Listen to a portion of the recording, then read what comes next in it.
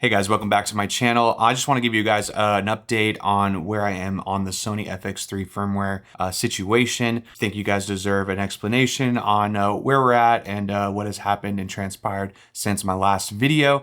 Sony did reach out really fast after me posting that video. They're interested in seeing, what was the problem with it. They offered me a loaner unit to use while they can take a look, investigate what's going on with the camera. So I was super happy that they did reach out. So I sent off the camera to them. They took a look at it. It only took a couple days. It seems that they have found that the Wi-Fi module was burnt out and it was not working. Let me just read the actual email. Hold on. Official problem. Thank you for choosing Sony. Our technician has finished evaluating the unit. I wanted to give you further details on your repair before sending the invoice. Our technician found that the Wi-Fi is not functioning and there is some scratch marks on the optical filter block.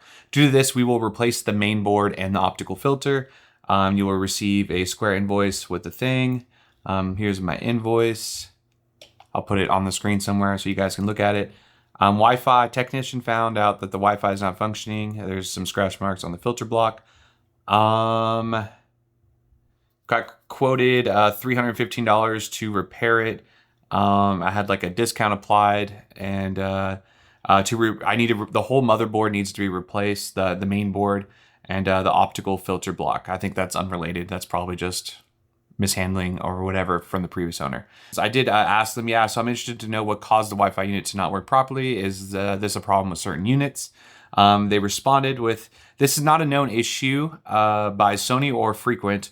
Our cameras include an anomaly detection feature to identify hardware failures. And with the new update, the hardware failure was highlighted due to the increased performance of the anomaly detection. This is all what we can tell what could have happened. So there is an anomaly feature, I guess, some features built in that does like a system check on the camera, and it can detect failures in the hardware. Apparently, with the new firmware update, the hardware failure was highlighted due to the increased performance of the anomaly detection. So I guess the firmware update requires a little bit more horsepower from the camera, and therefore it heightens the security and the checks of the camera. I got a chance to reach out and talk to some of the Sony engineers, some of the people a part of the tech department over at Sony. We had a Zoom, we chatted about all the stuff, and they told me their concerns, told me that it has been some occurrences definitely with the firmware 5, but to their knowledge, it's not enough to be raising like a flag or raising a major concern due to the firmware update. It just detected what was wrong with the motherboard. It's not due to the firmware update is what he's stating. There could be debate, right? Because Sony Pro support over here is saying that due to increased performance of the anomaly detection, version firmware 5 increasing the performance of the camera, therefore shorting out the Wi-Fi board. That's honestly what I'm going to go with. But, this is their official report with them. They're stating that it could be problems with the motherboard already, and after the firmware 5 update, there's no longer it can now detect those problems and it gives you full awareness. Of course, like my main concern was I'm just a guy that made a YouTube video that got seen, and then they're kind of taking care of my camera. But I'm sure you're wondering like, well, great, I'm happy for you, but what does that mean for our FX3s that are not working?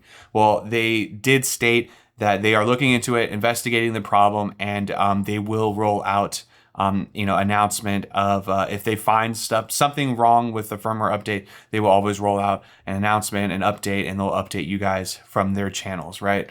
And so that's kind of where we're at with this situation. I'm grateful they were able to take care of my camera. I do not have my camera back. They haven't sent it back. I'm still with the loaner camera. The last I paid the invoice. I paid with my own money. And they said they are looking for a technician available to repair it.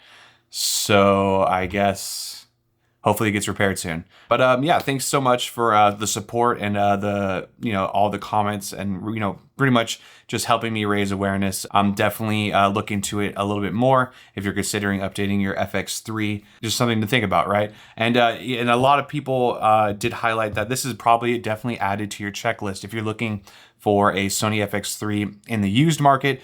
This is something you should definitely check in on your list of things to add to look for, right? So, activate the Wi-Fi module, activate the Bluetooth. Is the camera starting to short out? This is some things that you should probably look at when buying a used FX3.